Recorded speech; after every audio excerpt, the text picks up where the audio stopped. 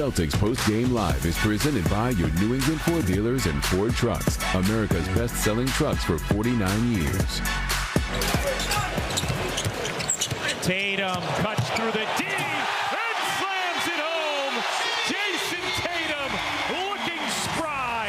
He's like Superman to come back from that Achilles rupture and play at this level. Incredible. Jayson Tatum put together a 25-point, 11-rebound, 7-assist game in this one. He had 21 of those points in the first half as the Celtics get the 32-point win over the Philadelphia 76ers, take the 1-0 series lead. Tom Giles, Chris Forsberg, Eddie House with you here on Celtics Postgame Live. Eddie, I'll start with you. Your thoughts overall on what you saw in this one? I thought we looked fantastic. I thought Jayson Tatum came out in the first half and kind of set the tone for the team, but offensively. And, you know, we had a couple guys in foul trouble. Kato was in foul trouble with 3. JB was in foul trouble with 3. But I thought our defense was incredible. It was only a few, I would say a handful of shots that I felt like were easy open shots for the 76ers. I felt like they had to work for pretty much every shot that they got.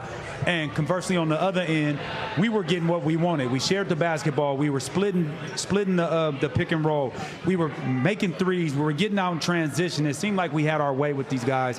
It didn't seem like it. We had our way with them guys tonight. And, you know, to the Philadelphia fans who were yelling, we want Boston, you got to be careful what you wish for sometimes. 100%. And that was my favorite moment in the fourth quarter when the fans gave it right back, doing the "We Want Boston" chant with the Celtics up 30.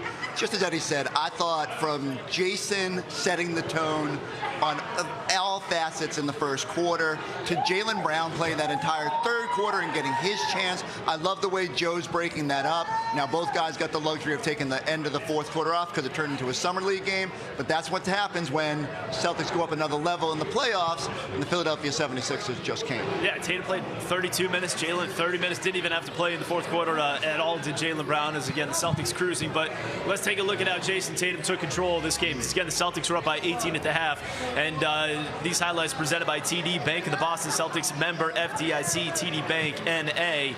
Eddie, as Jayson Tatum got it going, we saw him in the mid-range, saw him attacking the hoop, scoring at all 3 levels in this game. Yeah, he did, but he didn't shoot the ball well from behind the 3. He was 1 for 7, so you look at 25 points, but he was efficient from the field.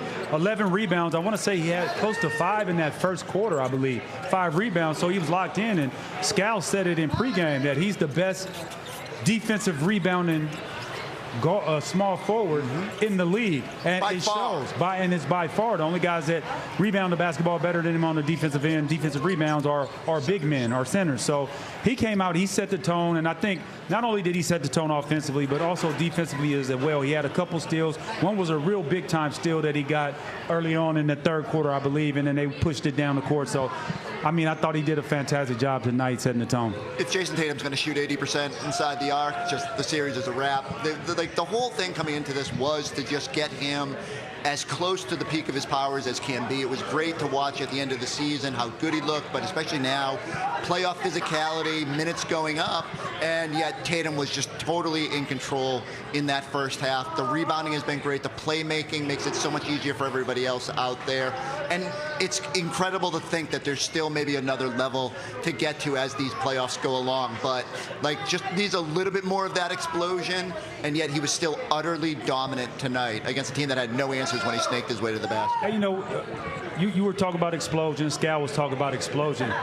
Maybe right now it's not going to be that. I mean, just get the deuce. Sometimes you're going to dunk the ball and it looks explosive and things like that. Like when he snaked, when he split the pick and roll, he went up and dunked it. But then at times, man, just lay it up. It's a 2 is a 2 is a 2 is a 2, right? So if you're going to get the deuce, go ahead and get the deuce. Get the money with all pun intended because his son's name is Deuce.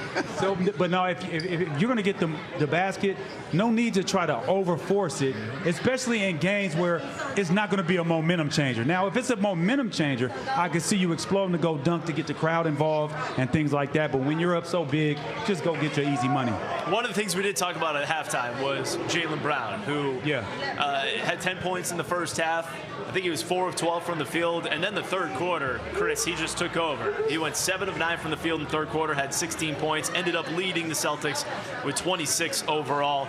But he certainly was the guy when Philadelphia was trying to make anything happen, trying to make a run. Jaylen Brown answered. I go back to it. You know, I think you were asking at halftime, and Scal kind of scoffed and just said, it's Jaylen Brown. He's going to go figure out how to get it. But I do, again, go back to the rotation where Joe pulls Jayson off the court halfway through that quarter. All of a sudden, Jaylen's got to be the guy.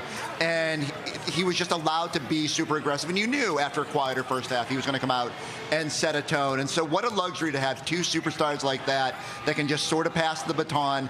And I go back to it, like, they just don't have a lot of answers for that. You want to put VJ Edgecombe on him, he's going to just try to power his way to the basket. Paul George had no answers. I like the way Jaylen just did whatever he wanted in that third quarter. Yeah, he was under control. And this is what I love about Jaylen Brown. He gets to his spot. And in that third quarter, he constantly got to the mid-range game. And he took some threes and knocked down some threes. Those were wide open threes. Those weren't forced threes where he had to go through the legs and try to create space to get that three off. He was wide open and he took a wide open three. But he was getting to his spot. When he was making those mid-range shots, he was working his handle. He was working his body.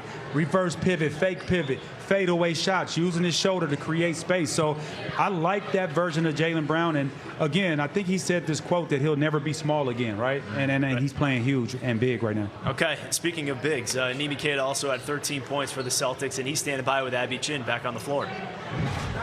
Nimi, your first playoff game as a starter for the Boston Celtics. What'd you think? Good win, great collective effort. I felt like we played our asses off. Like it was a bunch of physicality thrown at it, and I think we handled it pretty well. You did battle foul trouble throughout. I mean, pretty much everyone in that front court. How were you guys able to stay in it? Yeah, I think it's a testament to our group. We got so many guys that can step in every night in and night out and contribute to winning. And tonight was one of those nights, and not a night a day, but that's a testament of the group. And like I said, it's an adjustment from the regular season to the playoffs, and I think we'll watch film and be better for the next one. Yeah, what do you take from that experience in dealing with that? Yeah, it's being able to stay even keeled. The playoffs bring a lot of emotions to the game, and being able to not let one mistake become two or three, and being able to adjust the physicality from the regular season to now. I'm trying to figure out my rhythm with that, and I'll be better next year. Finally, Jaylen and Jayson combined for 50-plus points. How much confidence do those two instill in the rest of the group? I mean, they're the head of the snake for us. Whenever they're going, our life is so much easier, and we just want to make their life easier by doing our job, hitting our shots, rebounding, playing defense, and from that point on, we're in a great spot to win games. Nimi, thank you. Congrats on game one. Thank you. All right, thank you, Abby. Let's take a look at the game recap presented by Zenni Optical, official eyewear of the Boston Celtics. 123-91, your final score as the Celtics take the 1-0 series lead. We got plenty more to get to here on Celtics Postgame Live. Quick break. We're right back. Celtics Postgame Live is presented by Ford Blue Advantage, certified pre-owned car buying built